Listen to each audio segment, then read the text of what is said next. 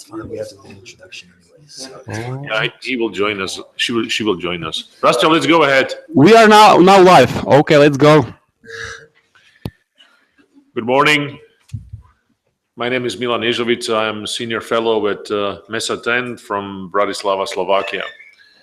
We would like to welcome you to the continuation of our debates between the university students from Serbia and Slovakia. This is a project jointly undertaken by the Center for Euro-Atlantic Studies in Belgrade and by MESA 10 from Bratislava and supported by the National Endowment for Democracy. Its aim is to strengthen the debating skills of the students and support and promote democratic values. Today, we are going to discuss a wide range of issues from the world that is more and more dynamic, more and more challenging, and I add to that also more and more dangerous. We are joined today by two teams. The host team from the University of Novi Sad, to my right,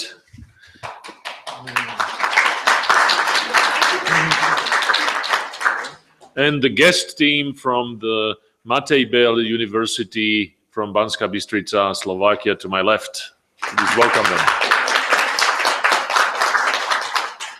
And before we start the debate, we are going to hear brief kickoff remarks by Milovan Milošević, who is Executive Director of Serbian Atlantic Commission. Milovan, please, you have the floor.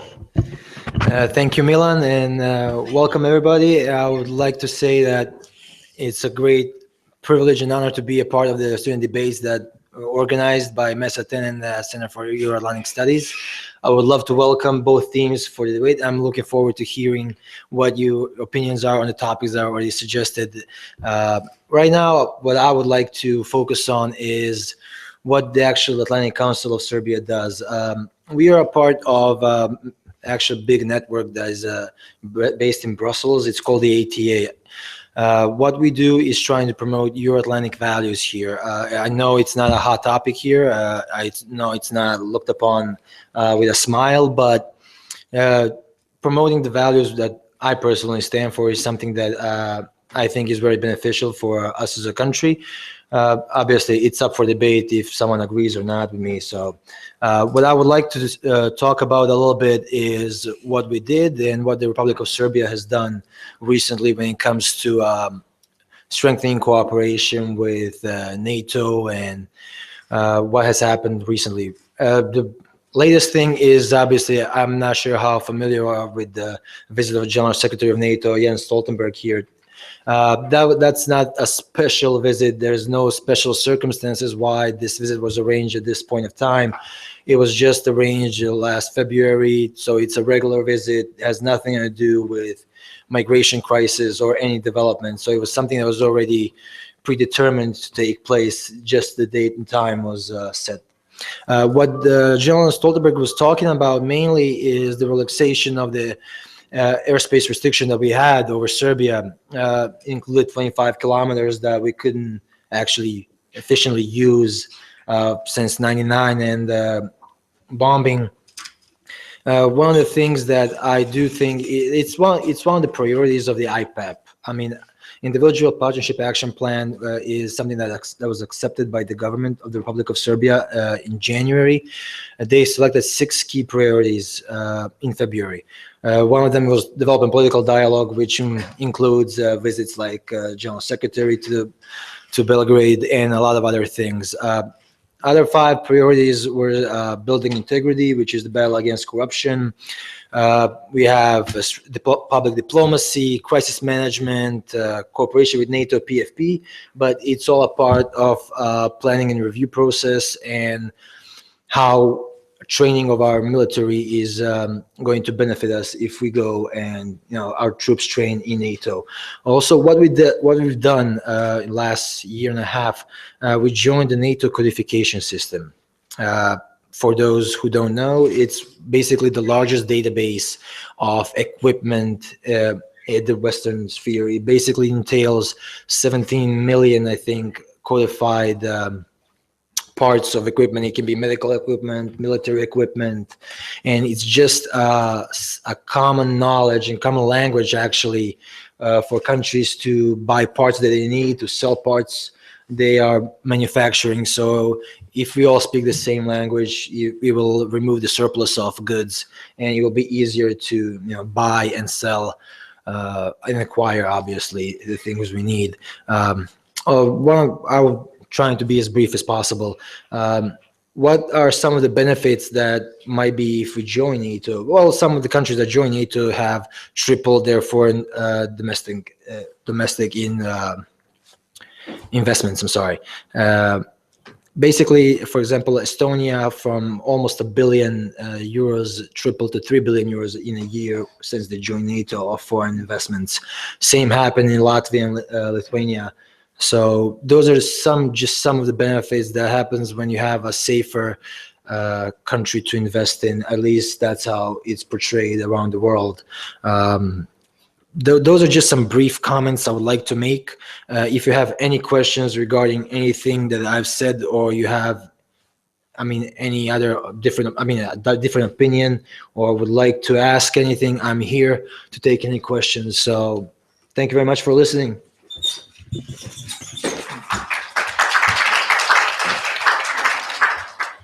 Thank you very much, Milovan. I have one question before we hear some questions from the audiences, either here or from Banska Bystrica, and that is about the importance of Serbia's signature of IPAB in January of this year. How do you see it? Is it a demonstration that the relations between Serbia and NATO are becoming more dynamic, more important? Or on the other hand, what is the real importance of this for Serbia? Thank you for the question. Well, basically, since we joined the Partnership for Peace in 2006, we signed a document that says that we will do everything that is, let's say, not requested from us, but what we accepted to do by that document in 2006, and it involved IPAB. IPAB was being developed for over 2 years, I believe. And finally, January this year, they both the government of Serbia and NATO accepted the final version of the document. Nothing significantly changes since our cooperation with NATO has been really increasing since we joined the Partnership for Peace in 2006. It's something that's not talked about much in the media. Our troops have been trained in NATO headquarters in Brussels, in the United States, all over Europe, to, let's say, improve interoperability, and that they can work with other troops alongside them with no problems in communication or not knowing what is needed from them. For Serbia, I do believe that it's strengthening our cooperation with NATO. Do we need it? I personally think we do. You might decide to disagree with me, which is absolutely fine. But my opinion is that the closer we are, we will have our troops, we're going to get better training. Our troops are going to get the know-how on how to run things on their own. At the moment, we are a part of EU and UN-led missions. We have never been a part of NATO-led missions. We are, as Serbia is leading in paramedical troops in peacekeeping missions. So we are actually the leaders in the region when it comes to operating in those terms. And mainly, I can't say mainly, but it involves a lot of training and a lot of education. And I do believe that our cooperation with NATO since 2006 has been really helpful for ourselves, not just to be standing alongside them in the future if we decide to pursue membership or not. But I do believe it had a great impact, and it will just strengthen the connection with what our allies were in the First and Second World War. But recently, our history is what it is, and it's hard to overcome something that happened so recently, which we shouldn't forget, but we should look towards the future, and I think this might be it. Thank you very much. Is there a question from the students, either here or in Novi Sad or in Banska Bystrica? Does anybody want to ask a question? All right, if that's not the case, let's go to the debate. Yeah, we are going to debate 6 questions, which range from Montenegro's possible membership in the North Atlantic Alliance, refugee crisis in Europe. We will also discuss Russia and other questions. We will begin with question number 1, which will be answered first by the team from Novi Sad and then by the team from Banska Bystrica. And the question concerns the possible membership of Montenegro. As we are now sitting, it is possible that by the end of this year, Montenegro might be invited to join the alliance. What do you think? Is Montenegro's membership in NATO going to strengthen or weaken the security of the region? What is required from Montenegro? What should Montenegro do to get an invitation? And of course, the last question connected to those two: should NATO invite Montenegro to become a member of the alliance? Team Novi Sad, you have the floor. Thank you. Montenegro has still not finished the reforms for joining NATO. Taking that into consideration, along with the newest results of a public poll, my personal opinion is that NATO will not make a decision to invite Montenegro to join the alliance in December this year. The research that had been made by the Agency for Opinion poll DAMAR from Montenegro since the end of October this year are showing that almost 45% of people are for Montenegro joining NATO. Around 39% are against, and 16% are undecided. NATO will probably wait until the end of the reforms in security sectors, and in the meantime, will make bigger effort and campaign to increase the gap between people who are for membership and people who are against. If you take into account that there is a war in the Middle East going on, you must admit that it is difficult to talk about security in this moment. Montenegro's membership in NATO could try to strengthen the security of the region, but on the other hand, it can dispute the difference between opinions in region. So for example, Serbia as a country is going to condemn that decision because it was attacked by NATO in the 90s. Montenegro's relations with Russia are going to become very cold.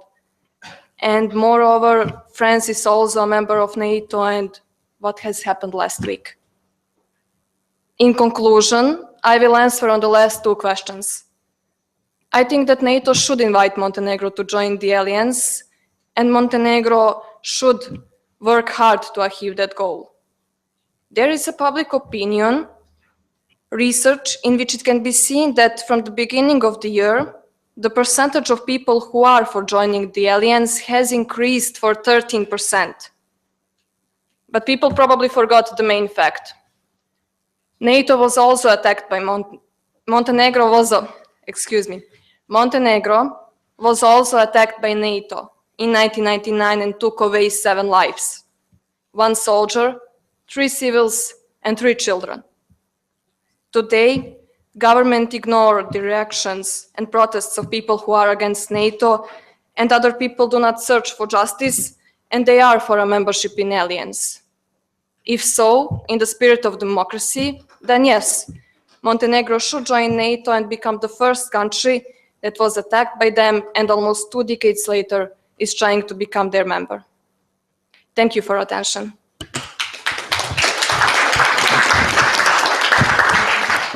Thank you very much, Team Banska Bystrica. Thank you very much. It's a pleasure for us to be here.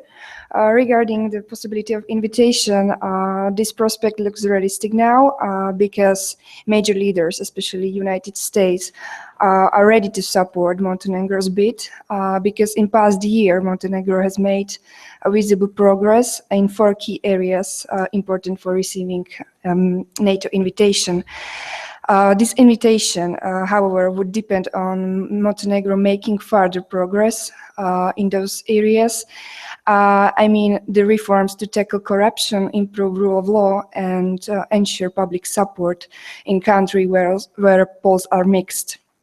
Also, I think Montenegro's membership will strengthen the security of the region because, as you already know, NATO is no longer only a military but also a political organization that is supposed to contribute to the preservation of peace and basically all political stability, and also provide ground for harmonious development of institutions.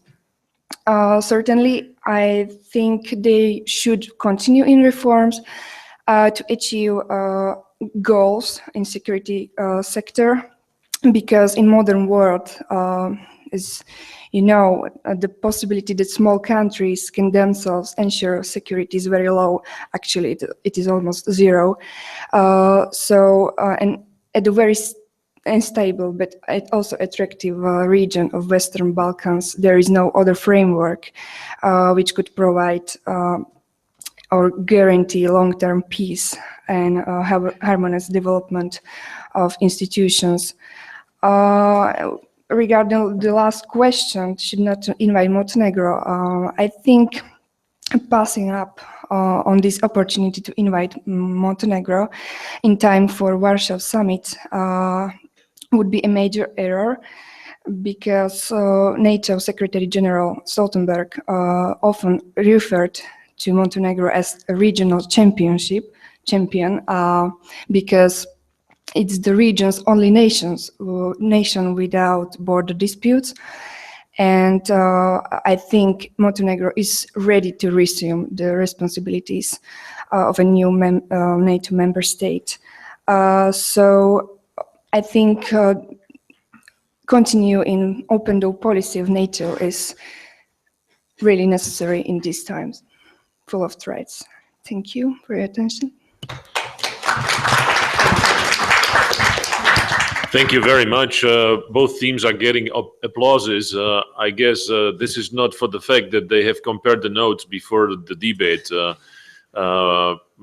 The fact that the responses are very similar, if not the same to the question, certainly is not the result that they have coordinated their responses. I appreciate your responses. We go to question number 2, but before that, we can have questions from the audiences. Does anybody here in Novi Sad want to ask a question to the teams, want to pose a question? Anybody?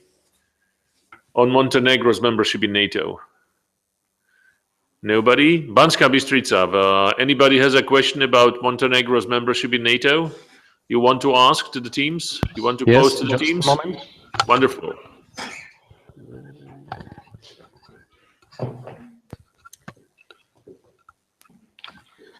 I would like to ask what Montenegro's citizens think about NATO. Thank you. The question is what Montenegro citizens think about NATO membership. Team Novi Sad, please go ahead. Well, thank you for your question. So the people in Montenegro have some kind of different opinion. My personal opinion is that they are 50-50. Like on one side, there is a church, there is a religion, there is a tradition that really won't accept the fact that Montenegro was attacked by NATO. And on the other side, there is a government. There are maybe I can say liberal kind of political organizations and citizens who are for membership. Those results, those research that I have found are saying, also from this year, from October, are saying that around 45% of people are for membership. So at the beginning of the year, that was less. That was around 32%, I think. So that's, I personally think they are half-half, but we will see that. Thank you. Team Banska Bystrica. Thank you very much for your question.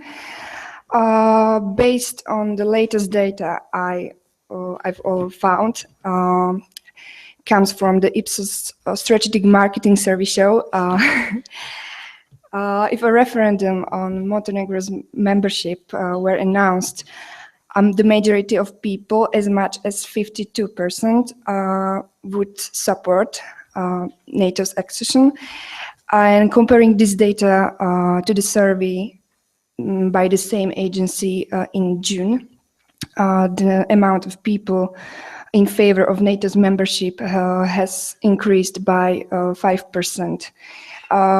So I think next period of time we should wait, or I think the amount of people in favor of NATO will be increasing. However, on the other hand, we have to consider anti-NATO group in Montenegro called the Movement for Neutrality that says that indisputable majority of Montenegro doesn't want Montenegro to become full-fledged member of NATO, just to continue with cooperation. So it's like 50-50. We have to we'll see in the next couple of months, but I think, in my opinion, the amount of people will be increasing. Thank you very much. Do the teams wish to pose a question? No? Once again, here in Novi Sad, anybody wants to ask a question about Montenegro's membership in North Atlantic Alliance? No. We will go now to our second question. We have already discussed Serbia's IPEP signature earlier this year. We would like to ask the teams whether this signature was a useful step for Serbia. Do you think there is a core difference between membership and cooperation, close cooperation? And what is that core cooperation? And of course, I would add to that the same question that I asked Milovan. Is the signature of IPEP by Serbia a demonstration of progress in the relationship between Serbia and NATO, or is it a sign of a stagnation? Team Banska Bystrica is first, Team Novi Sad follows. Okay, so thank you for your question. Yes, I think there is a core difference between membership and close cooperation. The core difference between membership and partnership or close cooperation is that the members, they are committed to the principle of collective defense. It means that according in Article number 5, which we know, is that an attack against one is considered to be as an attack against all. What I'm trying to say by this is that the members, they gain a formal NATO security guarantees, which I consider not as a political luxury, but as a necessity in today's world where there is no treaty far enough to enable us to say that it doesn't concern us. The membership of NATO signifies, for example, in the field of security for my country, that Slovakia doesn't have to rely on itself. The guarantee of our security is NATO. The guarantee of our security are 28 states, and that makes difference. On the other side, what has to be a partner of NATO mean? During the last 2 decades, NATO has evolved a really extensive partnership program. To be a partner is, of course, mutually beneficial, despite the fact that the partners do not gain formal NATO security guarantees. They do acquire an access to the NATO exercises, NATO education, training, then to participate on political debates, political discussions on the common values, and also to build the security capacities with the assistance of NATO.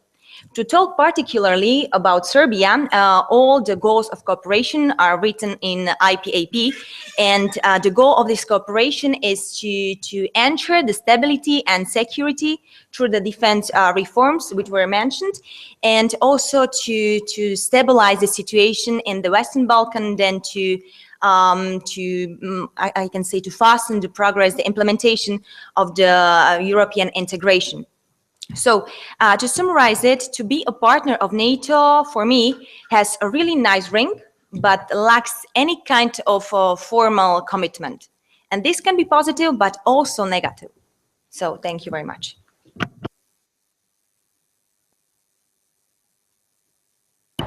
Team Novi Sad.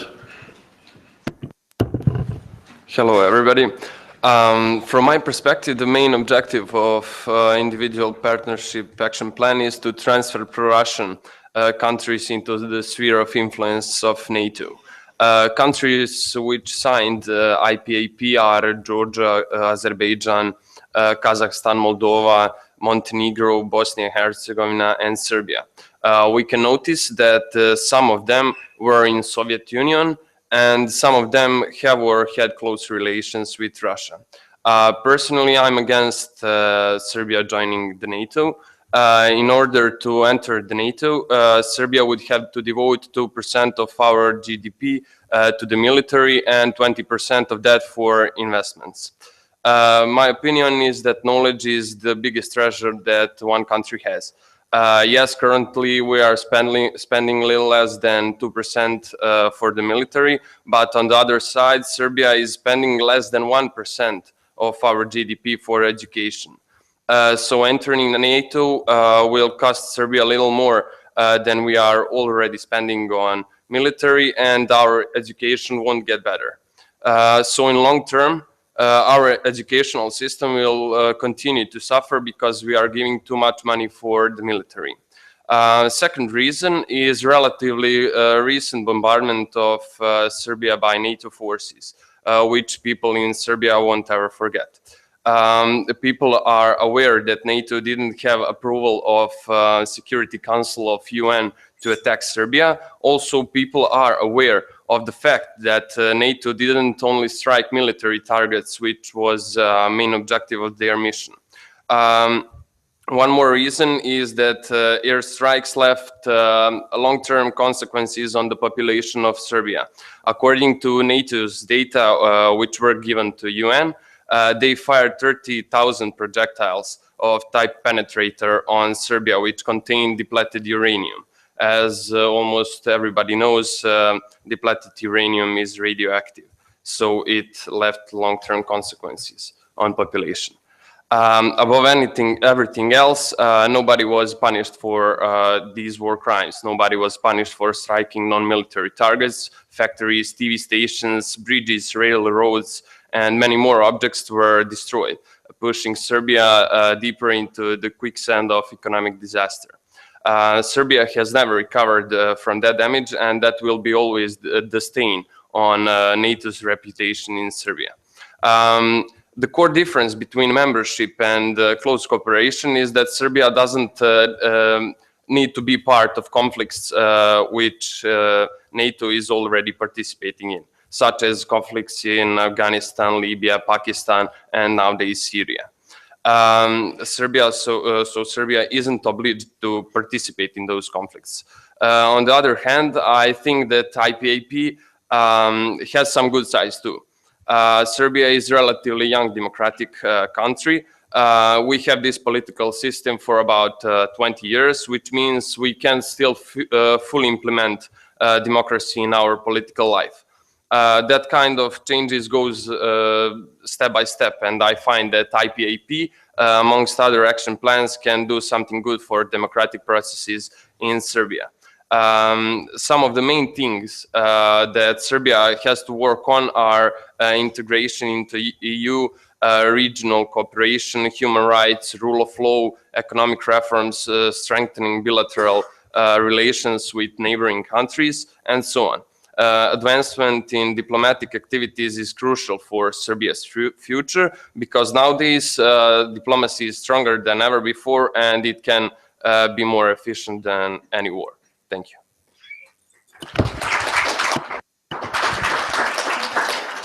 Thank you very much, audience in Novi Sad. Question of importance of IPAP.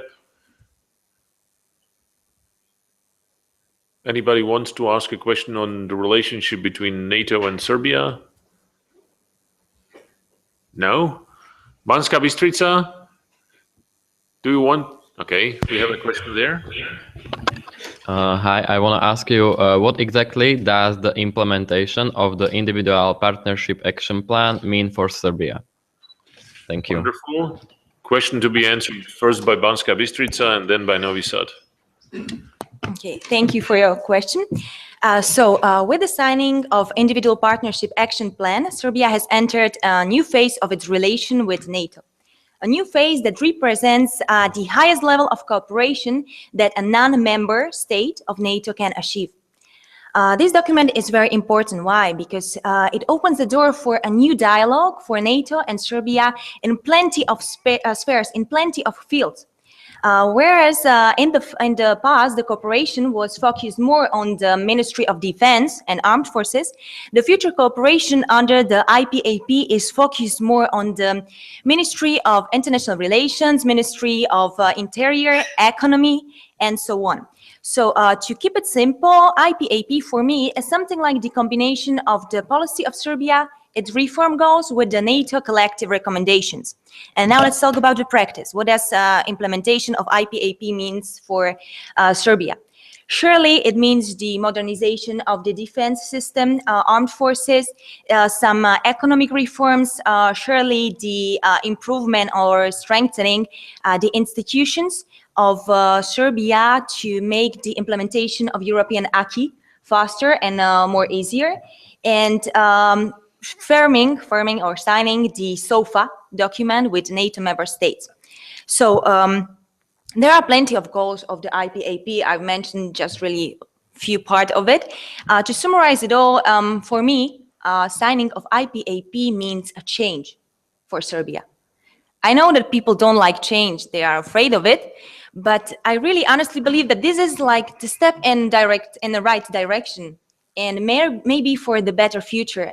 Sometimes it's not very good to look at the past because it makes you to stay at one place and not move. Thank you. Team Novi Sad. Well, as I already said, we have this democracy for 20 years, and we are still relatively young democratic country. So we need something like Big Brother to tell us how to implement that democracy into our political life. So IPAP will definitely strengthen the Serbia in terms of regional cooperation, human rights, as a colleague said, defense, economic reforms, which is good for Serbia. Thank you. Any other question in Banska Bystrica? That's it? Okay, wonderful. A question here in Novi Sad? No, let's go to the third question, which is connected to the refugee crisis. As we know, for several months, Europe has faced the challenge of coping with the influx of migrants and refugees.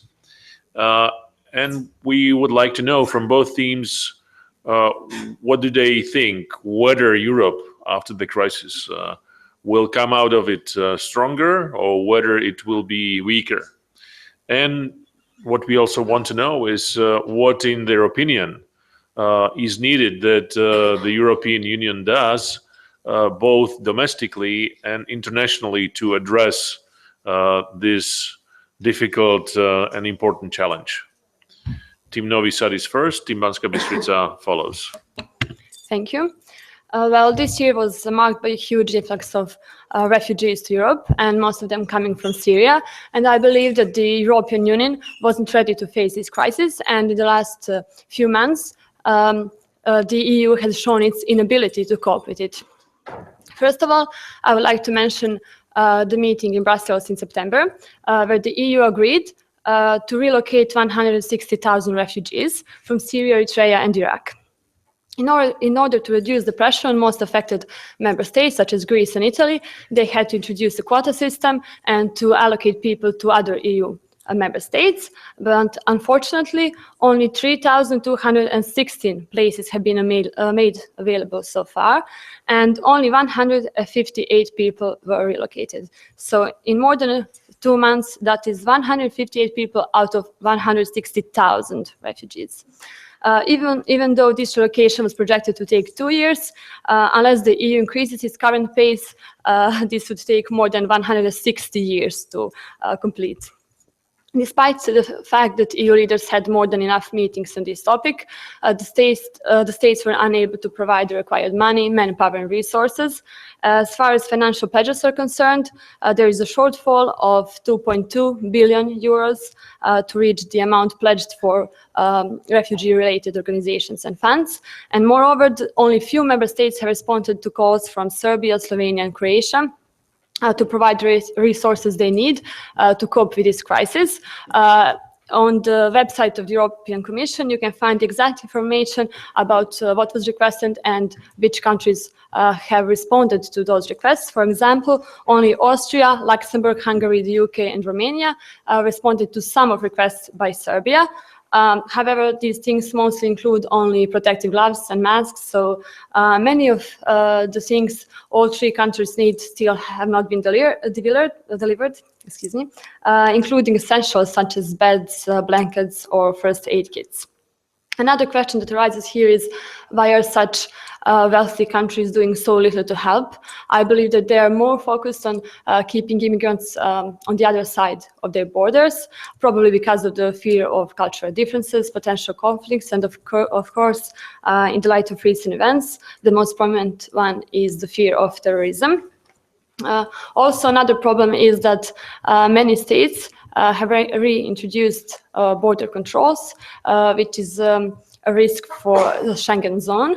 By closing the borders, one of the main principles of EU would be violated, and this possible threat and the fact that member states don't have a common approach to this problem will sooner or later bring disarray both among the states and inside the individual states. So I don't see how the EU could come out of this crisis stronger, but I believe that they can help refugees by focusing on what is happening outside of their borders, because unfortunately the real change can happen only after the war is over and people can go back to their own home countries. And when it comes to Syrian migrants, it seems that the EU realized that the best way to discourage more people from joining to Europe is to help the refugees in countries such as Lebanon, where millions of them are situated. And the European Commission pledged 43 million euros for refugees, Syrian refugees in Lebanon, and 28 million for Syrians in Jordan. And also the EU has already tried to cooperate with Turkey in order to stop the flow of migrants, and they offered to pay 3 billion euros in exchange for their help with migrants. So I'm sure that the EU will do something to stop the civil war in Syria, because that would be actually the only way to solve the migration crisis and to stop the influx of migrants. And in my opinion, the EU cannot alone completely succeed in ending the war. However, they can still help people by providing the necessary resources. That's all. Thank you.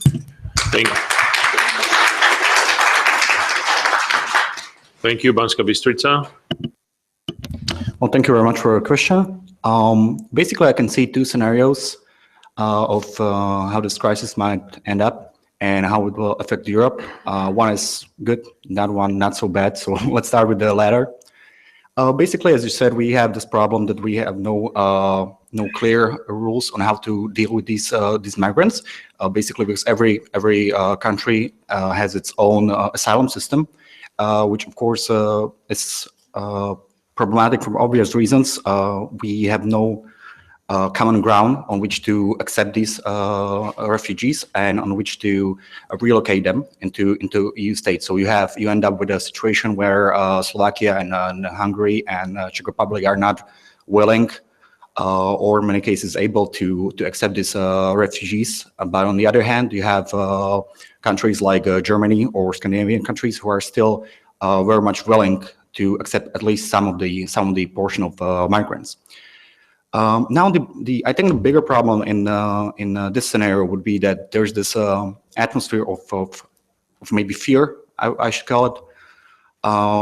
These people, as you mentioned, there are cultural differences for some people very important, and they are basically afraid that refugees will bring us nothing but problems. With the last election to European Parliament, there's been kind of concerning increase in the popularity of far-right parties. And I think that with this migrant crisis, and this will only help them to gain more popularity. And as said, this might undermine the whole point of Schengen system and kind of a unified Europe, which is something that European Union was built for. It's to bring our nations closer together. So that's the bad scenario. Now for the good one. As I said, we have this problem with the with this patchwork system of asylum systems.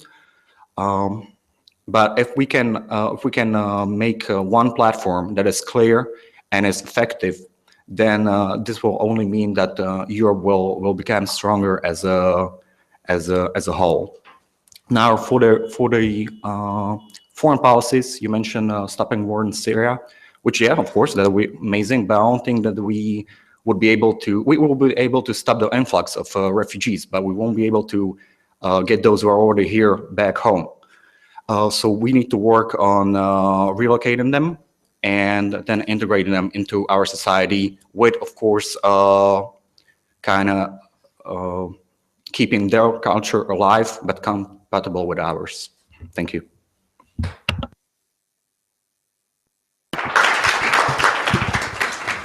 Thank you. Questions from the audiences? Refugee crisis and the reaction of Europe. Novi Sad, anybody from the students in the audience has a question?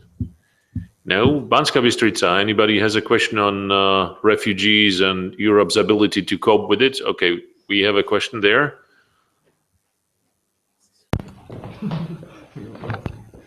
Hello, I have a question about what are some steps that European countries have to take to resolve the refugee crisis. Thank you. Did you understand the question? Okay. Well, thank you for your question. Well, I believe that the European Union has already made some good steps to solve these migration issues. For example, when we are more focused on migrants from Syria, but when it comes to African immigrants, 12 days ago, European and African heads of state and government discussed the immigration issues in the Valletta summit, and they agreed to cooperate on legal migration and to fight human trafficking and illegal migration. And more importantly, they agreed to improve cooperation on return and reintegration of migrants into their home countries. And also they agreed to address the root of the problems. I believe that this action plan will be implemented, and I think that this is something that the EU should follow when it comes to other refugees. Also, not only to focus on what is happening here, but to help them provide what they need in their own home countries or in the other countries they were strained in. That's all. Thank you. Banska Bystrica. Well, when it comes to different steps that we need to take in order to solve this crisis, I can see a few sectors that we should focus on. Of course, the most pressing one, as I mentioned in my answer, is the asylum system, or systems, I should say. We need to work on one unified one. Of course, that's something we need to do right now, because we have actual people and actual borders, and that's, of course, obviously a problem. But long term, there's possibility of making some unified EU border patrol, and I can see it working in a way that every country would send some of theirs. It would be coordinated from Brussels. Of course, in this atmosphere of, as I said, fear, I don't think that's very doable right now. Then, of course, we need to take pressure off from borders. We need to take pressure off Serbia, of Hungary, and of course from Turkey.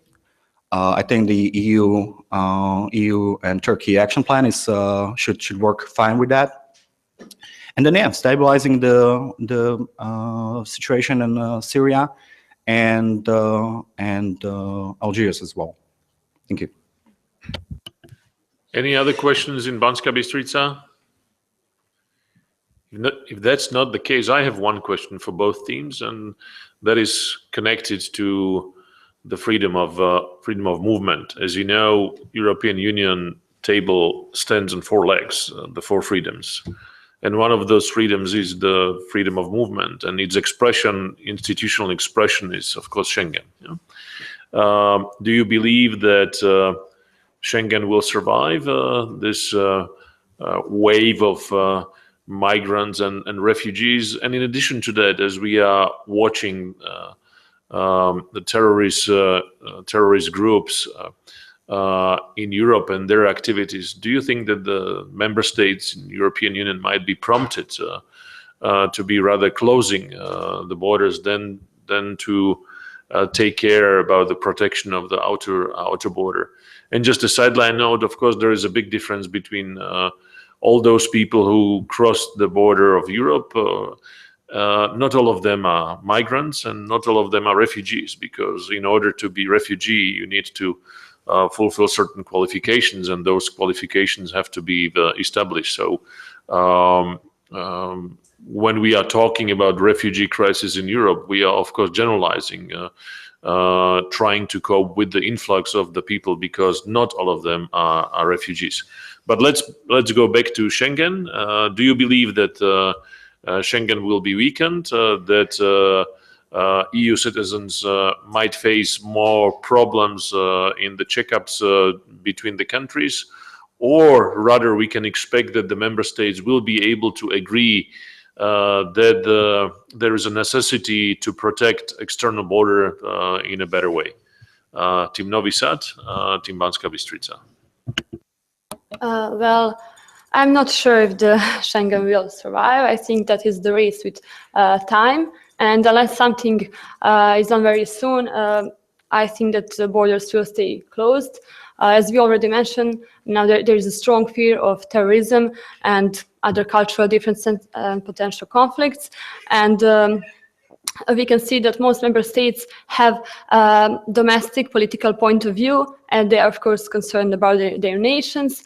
And they, as a colleague mentioned, they should relocate people, and they even agree to do so, I believe, on the 14th of September. However, they are still doing almost nothing because they actually don't want migrants in their countries, even though they may not admit it. So I think that they will reinstate borders, and I'm not sure if Europe's open borders Schengen zone will again be as it was before. Thank you. Thank you. That's a clear response. Banska Bystrica. Thank you. Well, I'm going to stick to my hope that Schengen will survive because, as you said, mobility is very important for the idea of European Union. What we can do for it to not completely fall apart is calm fears of European citizens. We need to better determine who is and who isn't a refugee. We could perhaps work with the United Nations Committee for Refugees for that, and also just kind of working on settling those fears of cultural differences. You know, we Slovakia, Hungary, I think Czech Republic as well, maybe Poland, I'm not sure. We agreed to only accept Christians, I believe, and not Muslims. And that's definitely not what I think European Union should be about. So we need to calm our population and make sure they feel safe. And we only can do that if we have, as I've already mentioned, a clear system for relocating these refugees. Thank you.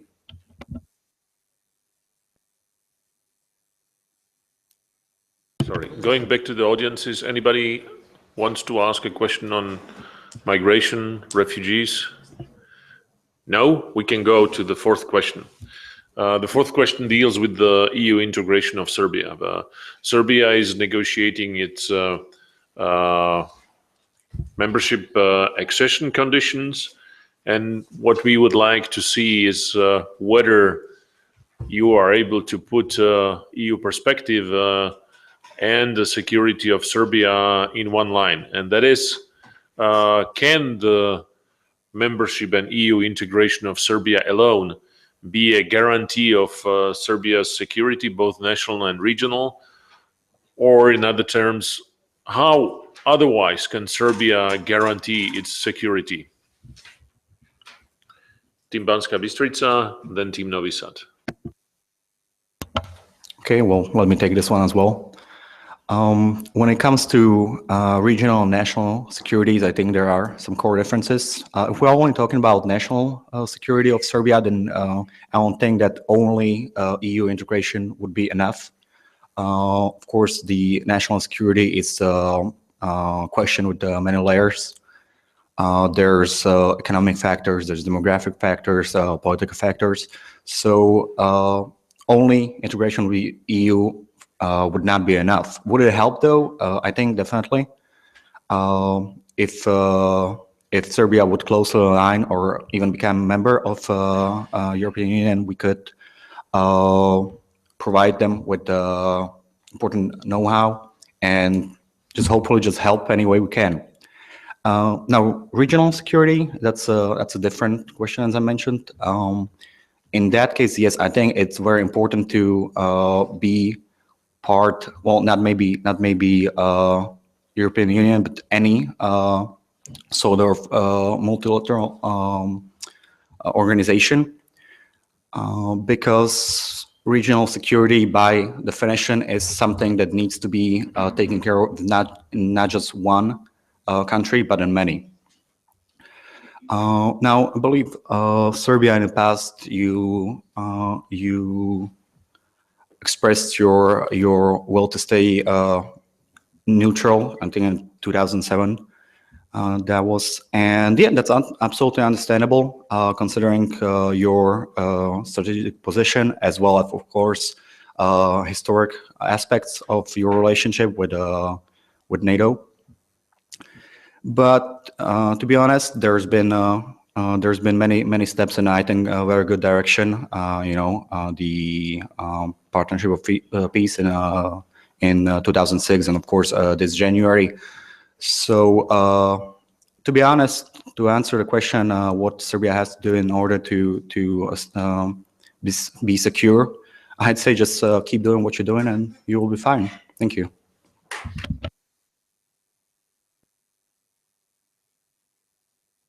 Novi Sad. Thank you. Well, I think that EU integration means deep reform. This is why Serbia needs the understanding of its citizens as well as its partners in the Union.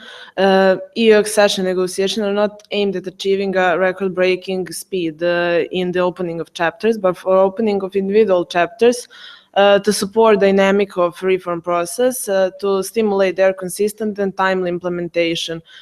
So in order to achieve this, Serbia needs its citizens to understand the reasons for negotiating. You see, the most important moment of EU integration of Serbia was establishing the Stabilization and Association Agreement in 2008. In December of 2009, Serbia demands its candidate status, which was given to Serbia in 2012.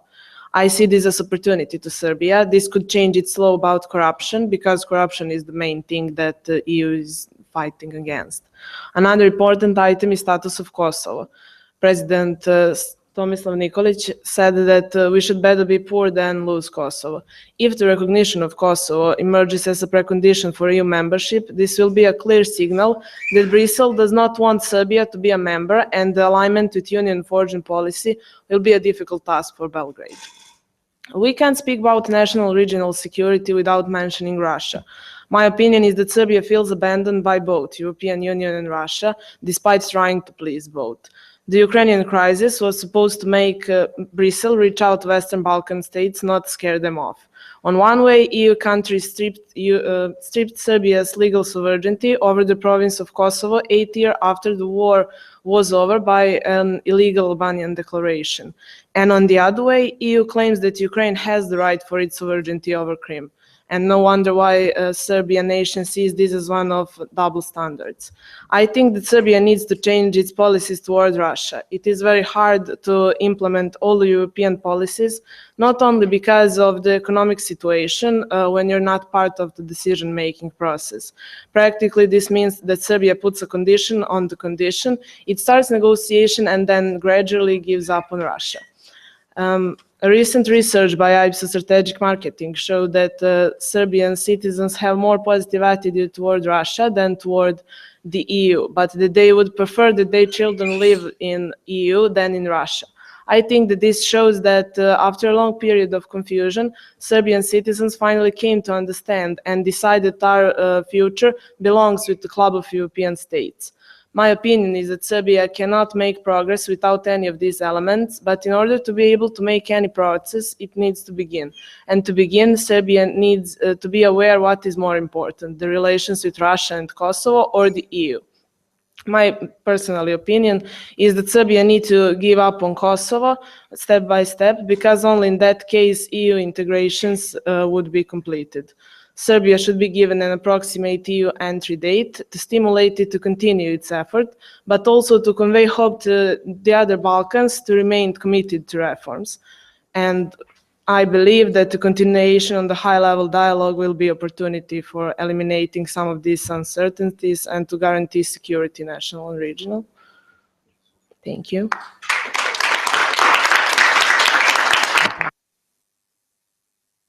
Thank you for the team responses. Now we have the space for the audience's questions.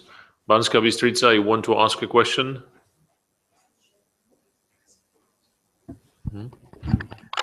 Okay, my question is, how will the process of European integration in Serbia be different or similar than process of integration in Slovakia?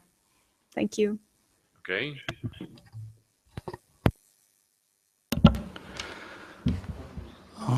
So how will be different and how will be the same? Let's start with different, because that's easier. Obviously, there are core differences between our two nations. We have sort of different history with NATO, obviously, and it was easier, I think, for us to come to terms with the European Unions and their expectations of member states. But now, to stay on a positive note, let's talk about the thing we have in common. So, as it's obvious, we are both small nations. We are both Slavic nations. I think people in Slovakia here are sort of on the same level.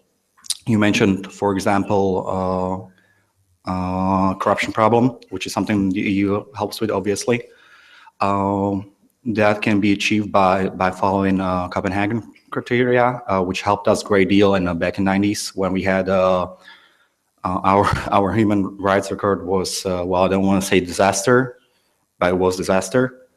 And EU helped a great deal with that. And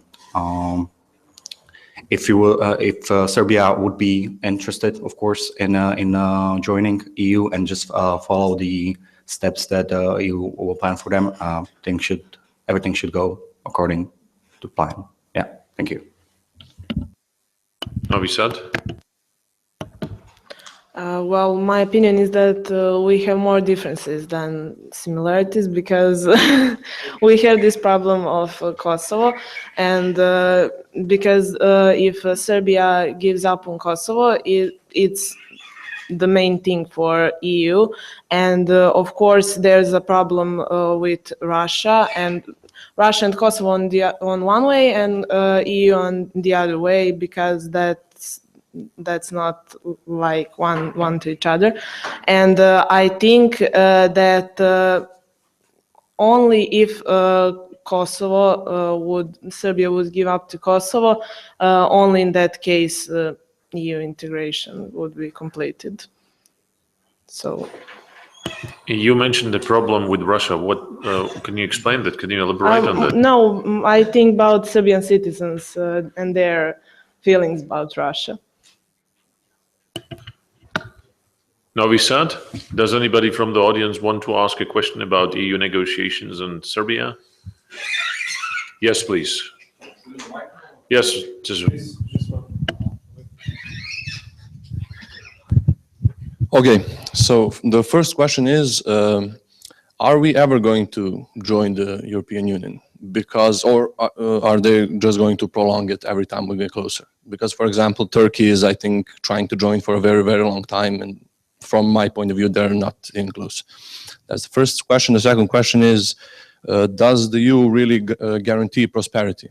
Because, for example, some countries in the region, like Bulgaria, Romania, and Croatia, are in the European Union. But when I talked with some people that I know that live there, they are not very thrilled about it. They have a better standard of living, but not that much. So, and they have a lot of, we share some same problems that they have. And to add for Kosovo, yeah, and of course that's we have that problem, and I would like to hear your opinion on that, because a lot of countries from the EU support Kosovo's independence, and I don't know really how would they feel if we supported independence of Catalonia and Spain, for example, or something similar. Could you please specify the question on Kosovo, because I don't think that you. I would like to hear their opinion on the thing I said. On what in Kosovo? You have to tell them what you want them to comment. How difficult it is for a country to join European Union, where the majority of countries support the Kosovo independence, so they basically don't support our sovereignty. So, right, integrity. Yeah. Do the teams understand the question? Okay, so we have 3 questions. Banska Bystrica is the first to answer, then Novi Sad. So what was the first question again? The first question was, is Serbia ever going to join the European Union? Right, okay. So I'm going to answer that one, and the third one, I think, in the same answer, because they feel kind of connected. Well, as my colleague mentioned, I think if you ever give up on Kosovo, that would be entirely possible that the European Union would be willing and interested in admitting Kosovo. Sorry, I'm so sorry, Serbia. This is off to a good start. Okay, Serbia, and I think it's different than Turkey, because Serbia is much closer, and then in Turkey there's a problem with human rights, of course.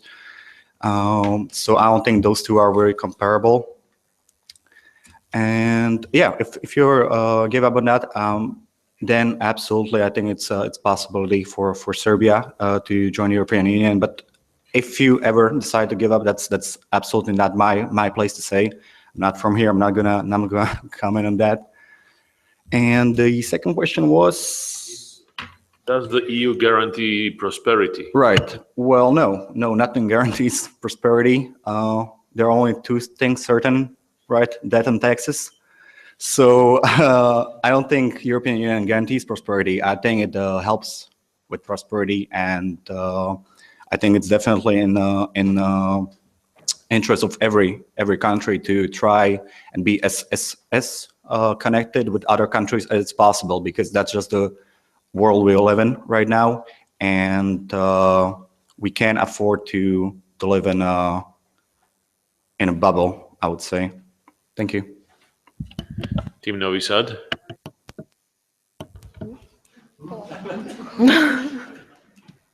I agree with your colleague. As I said about Kosovo, it's already said, but there's a double standard, and because of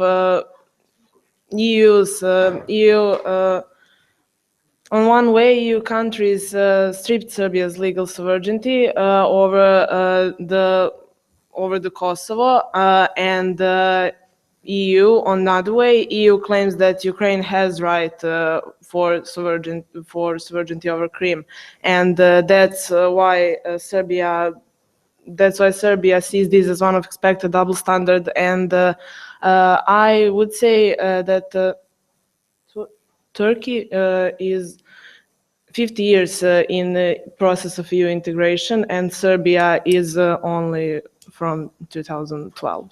So that's my opinion. Thank you. Does it answer your questions? I shouldn't say does you guarantee I forgot. Well, I don't know because we don't know that. We're not in EU, so we'll see. We'll see. We hope so. There was one more hand up. Just wait for the microphone so that Banska Bystrica also can hear If you. European Union doesn't if European Union doesn't guarantee prosperity, then what is the point of joining it? And is it too great price to pay with Kosovo to join it if it doesn't guarantee prosperity? Thank you. Wonderful.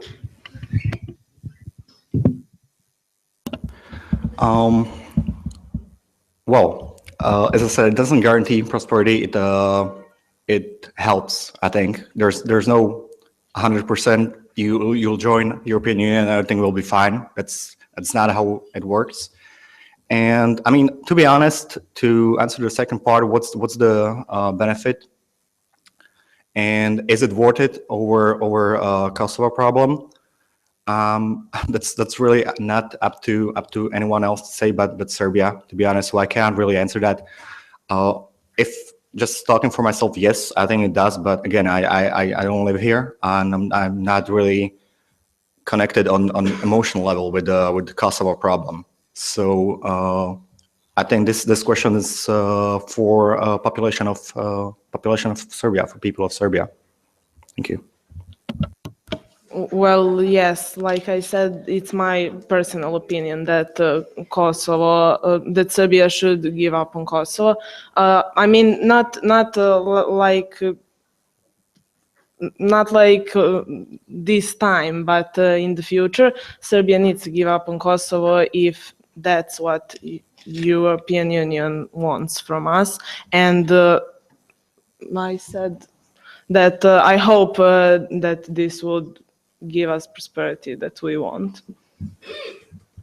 Thank you. I'll return to that question because he asked an important thing.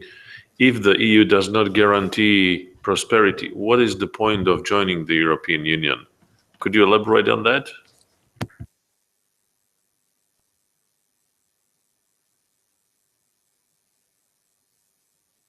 Well, my personal opinion is that, of course, the European Union cannot guarantee us prosperity, but it can, I think, in a great way, increase human rights in Serbia. Less discrimination on many bases, ethnical, sexual, gender. So I also think that it can also give many more opportunities for young people. I'm talking about smaller ones like traveling, to bigger ones like going to universities outside of Serbia, making their going somewhere to their master studies or getting their PhDs on some prestigious universities. It would definitely make it much easier. Yeah, thank you. Banska Bystrica, you want to add something? Yeah, I mean, I would have to agree with the colleague here. It's part of being something and have this opportunity to have basically Europe open for citizens of Serbia. And of course, another thing is we have many issues that are on more of a global scale these days. And I think it's just easier and preferable to solve these issues together as one entity, as European Union. Any other questions here in Novi Sad from the audience? We have a question from the team. Yes, I'll give you the floor, but we will first ask Banska Bystrica whether they have any questions. Banska Bystrica, any questions? On prosperity, European Union, Kosovo? No questions. Okay, you can have the question, and then Milovan wanted to comment on something. Go ahead. Actually, it's not a question. I would like to point out that it's not about the date we join eventually. the European Union. It's about the reforms we make and the quality of these reforms. We can take an example for Croatia. They didn't do all the reforms, but they entered the European Union. And probably they won't make them in full scale. So I think we shouldn't think much about the date we enter. We should focus more on the quality of reforms that need to be made. Thank you. Wonderful. Milovan relinquished his right to speak. Anybody else want to? Good. We are now going to our fifth question, the last but one. And we are going to talk about Serbia's chairmanship in the Organization for Security and Cooperation in Europe. Serbia is currently chairing OSCE. And our question is, did Serbia use well the opportunity to contribute to the works of the OSCE in the year of 40th anniversary of the Helsinki process?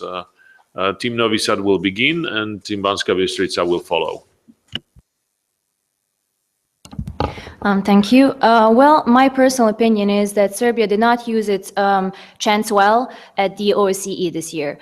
This was foremostly used by Serbian politicians to have a platform where they can express their views about Kosovo, and also a good chance for Serbia to show itself in a positive way, because we are working towards the future in the European Union. That is the goal of our current government. So we can actually say that the OSCE helped Serbia more than Serbia helped OSCE. Before I continue, I would really like to take into consideration that this was an incredibly hard year for the OSCE because of the migrant situation, the Ukraine crisis, and the terrorist attacks and its consequences. This is something that surpasses the chairman of the OSCE, because really being a chairman is a formal position. He has an executive role and he doesn't have any decision-making. He can't make any big decisions. And also this is something that surpasses even the OSCE. Because they're just much bigger political figures now in the game. And I'm talking about countries and even individuals. They was actually noted, something similar was noted by Žerat Stadman, who is the special representative of the OSCE chairman for the West Balkans. He said that this organization has lost on its importance in the last few years. It just doesn't have the same influence as it had before. But it doesn't mean that Serbia didn't do a good formal job. I'm also not contradicting that. He also said that. Serbia did do a good formal job. But doing something formally good is not doing something good in reality. These two things aren't equal. So here we have Serbia, a small country in a marginalized organization. It's obvious Serbia cannot help with the worldwide problems within the OSCE. So at least we could have expected that Serbia helped OSCE by respecting its principles within its own borders. But Serbia didn't really do that. And I'll just give a few examples. Freedom of speech and freedom of assembly. I said these two things now because the chairman, who is Serbia's Minister of Foreign Affairs, Ivica Dačić, he said in his first addressing as the chairperson, he said that those are some of the goals OSCE will be working towards to that year, but that wasn't really the case. Because also one example, the president of Serbia's Academy of Science and Arts recently stated in the media that his personal belief is that Kosovo is no longer part of Serbia. And he was mercilessly attacked by Serbia's top officials in the media because of his individual belief. So much for the freedom of speech. And when it comes to freedom of assembly, Serbia does not even have, as of 23rd of October, a law that governs the right of its people to assembly. So how can we really talk about Serbia helping anyone if it can't even help itself and its citizens in respecting the most basic human rights? It really can't. Something similar can be said for the transparency and freedom of media in Serbia. This is not also something that I can see and the people of Serbia can clearly see the problem with censorship. This is something that has been said in the most recent report by the European Commission. They even stated that Serbia has a long way to go when it comes to these problems. And ironically, at OSCE's human implementation meeting that was held from the 21st of September to the 2nd of October, it was also concluded that Serbia has a long way to go with these issues. So it's kind of sad and embarrassing that in the year when Serbia Serbia is the chairman, somebody has to condemn from that same organization that Serbia isn't respecting the most basic human rights. It's kind of contradictory. So Serbia missed its opportunity to help anyone inside its borders. It can't help anyone outside its borders. So, but there was one instance where the chairman could have helped at least a little bit, ease the tension in one part. And talking about the conflict in Ukraine. That's because here we have, with the conflict in Ukraine, we have the opposing views of the East and of the West. And Russia, as it was already said, Serbia has strong traditional bonds with Russia, but also wants to join the European Union. So Serbia could have played a good intermediary role as someone who is neutral, and our chairperson could have played a role, a diplomatic one, to ease the tension. I'm not saying he could have solved the crisis, of course not, but at least, of course, to just ease the tension and show that Serbia is a country that wants peace in its own borders and outside of it. So now that I already mentioned the East and West, this is the 40th anniversary of the Helsinki process. And this is a really important date because it contributed to the end of the Cold War, and it's also the date that this organization has been founded. And it's sad and ironic again that in 2015 we're faced with the fact that we have already the conflict between the East and West again, and the European Union wants to start building gates and fences again. And the chairperson, Ivica Dačić, he opposes this. The OSCE opposes the gates also, but really nobody's listening because, as I said, they lost their influence. So I would like to conclude, unfortunately, Serbia did not use its role well. It did not contribute to the OSCE enough because at the end of the day, we're talking about a small country in a weakened organization. Thank you.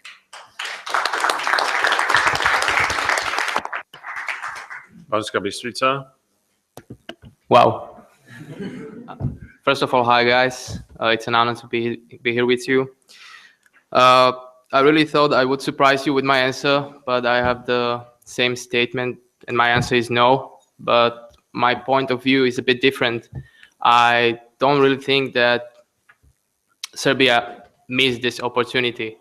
I think it's questionable. Let's remember the 15 January 2015, or more specific, the permanent council meeting of the year in Vienna.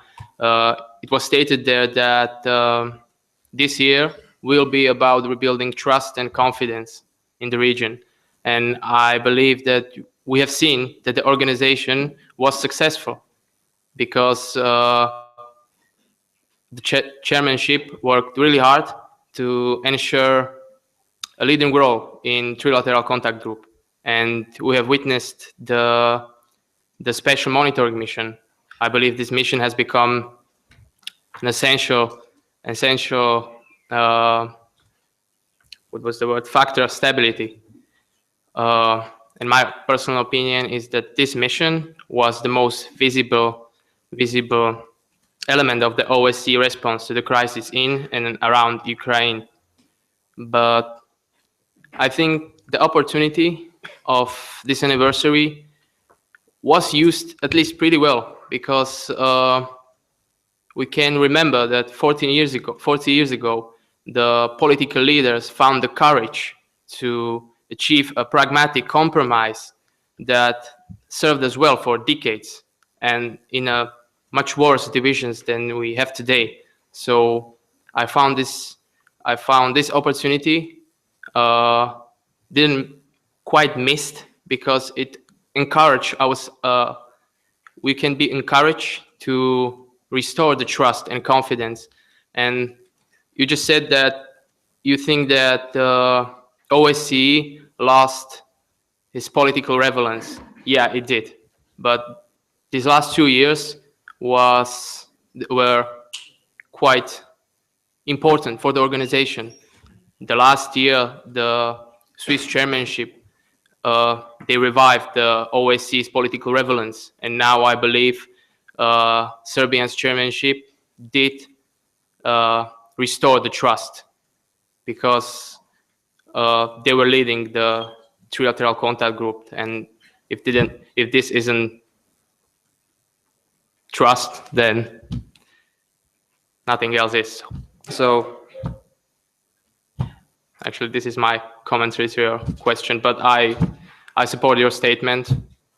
It was well said. Thank you.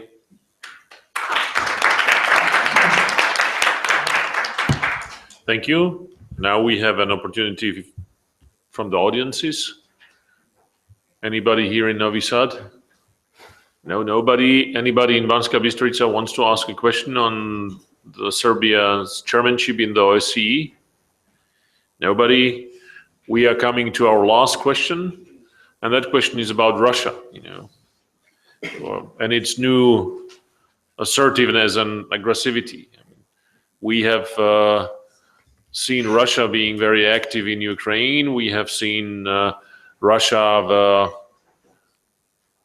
and its bombing in Syria. And the question is, will Russia be able to keep up the pace?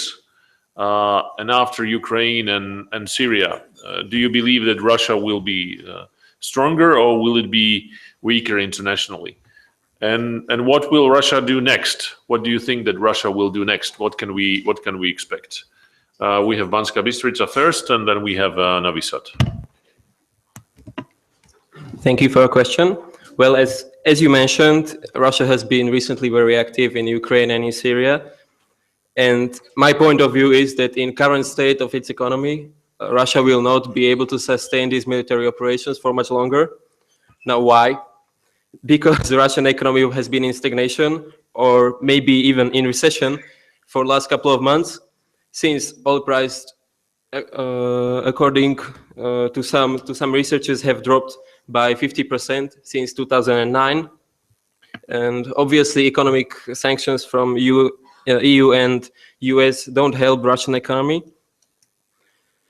But on the other hand, there are some steps that Russia can implement in order to boost its revenues. For example, stabilization of the situation in Ukraine would be a point in case.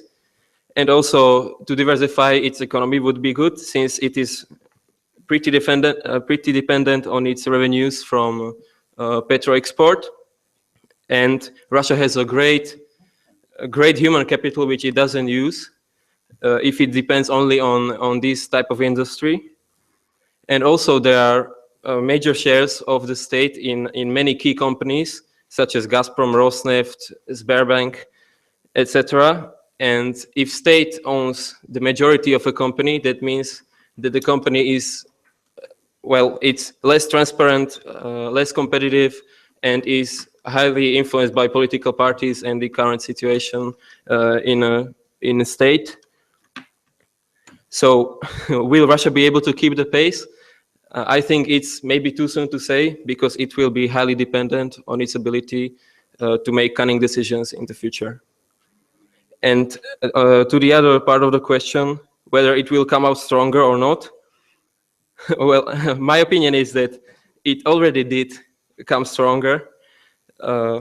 Why? Because let's face it, in 2008, Russia, as a former global power, was barely capable of defeating Georgia in an armed conflict, and now they actually succeeded in modernizing a large portion of its army. Nowadays they are building 5 nuclear submarines. They are operating in several areas, including Ukraine and of course Syria. They are bombing ISIS, which deepens their trust. I mean, which deepens the trust of their BRICS partners, especially of China, and shows its value as a good strategic partner. But most of all, I think that Kremlin, by its interventions, actually managed to put Russia back into the role of a global player. And what will come next? Well, that's a tricky question. I think Russia will obviously try to maintain its current status, and of course deepen the cooperation within the BRICS regroupment. And I think only time will show what comes next. Thank you.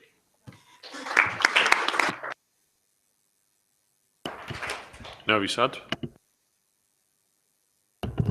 Syria and Middle East in general has become a polygon for showing off military strength of USA and Russia. In my opinion, Russia will come out of it stronger since it's not waging war on its own soil. A well-known fact is that whoever has more weapons is the one who is more superior on a global scale. Russia is waging war on behalf of Bashar al-Assad, and Syrian government invited Russia to send its troops to fight Islamic State. If we want to understand why there is a conflict in Syria between USA and Russia, we need to take a look into the history. History shows us that in 1956 and 1957, CIA or Central Intelligence Agency several times tried to overthrow Syrian government. At the end, in the 1983, current President Hafez al-Assad, father of current Syrian president, signed peace and friendship treaty with Soviet Union. So Syria had relations with Russia for a long time. On the other hand, CIA and American government tried to overthrow its legitimate government. According to WikiLeaks, US government has been covertly funding Syrian opposition. In early September 2013, President Obama told US senators that CIA had trained first 50 men that they had been inserted into Syria. Nowadays, Western media is spreading propaganda against Russia's entering the conflict in Syria. Isn't that hypocritical? If USA can train people to overthrow one government, and that is publicly said, why it would be forbidden for some other country to do the same? From my perspective, that is the definition of hypocrisy. After all, official government didn't invite USA to fight war. Moreover, they did ask Russia. On the 7th of October, Russia launched rockets from Caspian Sea, which flew more than 1,400 kilometers, demonstrated the power of Russian army. I think that Russia will come out from this conflict stronger, as it needs to develop more powerful weapons and strategies in order to protect its own population. Next will probably come engaging Russia in more conflicts like USA and NATO do, because it's clear that war on the earth won't ever stop. In the modern world, there has to be some Berlin Wall. After a fall of that wall in Germany in the 1980s, it was transferred here to Balkans. After that, it arrived to Middle East, Ukraine, and now Syria. Main philosophy of today economics is to produce more weapons and sell them and get more money. To whom you will sell it if there is no conflict? Conclusion is that most powerful countries deliberately producing wars in order to get more and more powerful. That's the case with Russia too. As the world sees, Islamic State is the greatest threat to international security. And I must ask a rhetorical question. Is the Islamic State that strong that Russia and NATO can destroy them with more than 600 billion military expenditure? Next question that pops up is whose goal is to prolong the conflict against such terrible force? And is it possible that ISIS doesn't run out of ammunition? All surrounding countries are opposing ISIS, and yet they somehow manage to resupply their ammunition. We must notice that the price of crude oil is about $42 per barrel.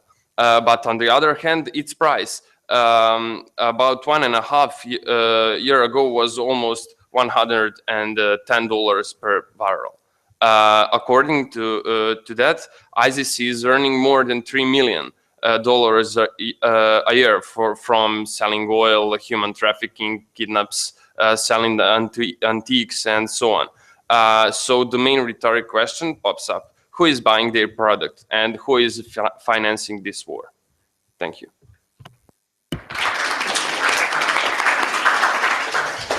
Thank you very much. Do we have questions in the audiences?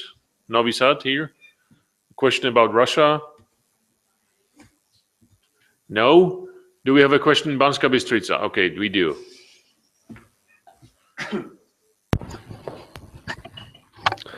Honorable Chair, distinguished debaters, what I would like to ask is if, in your opinion, the economic sanctions against Russia are justified or if they should be abolished. Thank you very much, and I yield the floor back to just Serbia. Thank you for your question. Team Banska Bystrica, then Team Novi Sad. Well, thank you for your question. Whether they are justified, I don't think that is of me to say. But whether they are working, whether they are effective, well, I can say from the Slovak point of view, well, basically they are ruining our, not ruining, but they are decreasing our GDP also, and as well as the GDP of Russia, and it doesn't seem to influence in any way the rhetorics of Kremlin or President Putin. And we haven't seen any change in the Ukraine's so-called frozen conflict. So in my personal opinion, abolishing them would be a beneficial thing for both sides. Novi Sad. I would like to tell that about abolishing sanctions. I think that sanctions didn't make much for both sides because Russia is a really big country and it has a really big market. Also, Europe is relatively small comparing to the Asia and the population of Asia. So I think that sanctions can't do a good to both sides, Russia and Europe. And I can agree with the colleague that it's only decreasing GDP of both sides, and that isn't productive. Thank you. Thank you very much. Any other question, Banska Bystrica? Last opportunity to ask a question here in Novi Sad. Nobody wants to use it, the teams. Wonderful. That brings us to the finals of our debate. I'd like to thank both the teams, the domestic team from the University of Novi Sad and the guest team from Matej Bel University in Banska Bystrica for their participation in today's debate. I would like to thank Milovan Milošević for coming and sharing his kickoff remarks with us. I'd like to appreciate the efforts of people who have made this event possible, primarily to the organizers, to the Center for Euro-Atlantic Studies in Belgrade, and to MESA 10, and to the cooperators of them. I thank you for being with us. Thank you for being active in asking questions. And goodbye. All the best to Banska Bystrica.